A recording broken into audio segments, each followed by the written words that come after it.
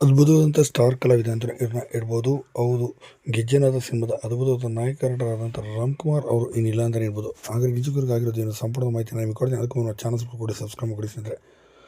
ಕನ್ನಡ ಚಿತ್ರರಂಗದಲ್ಲಿ ತಮ್ಮದೇ ಆದಂಥ ಹೆಸರು ಮೂಡಿರೋಂಥ ಹಾಗೂ ಗಾಯ ಸಿನಿಮಾದ ಮೂಲಕ ಎಂಟ್ರಿಯಾಗಿ ಅದ್ಭುತವಾದಂಥ ಅಭಿನಯ ಕೂಡ ಮಾಡಿದ್ರು. ನಂತರ ಗೆಜ್ಜೆನಾದ ಸೂಪರ್ ಡೂಪರ್ ಹಿಟ್ ಕೂಡ ತಂದು ಕೊಡ್ತು.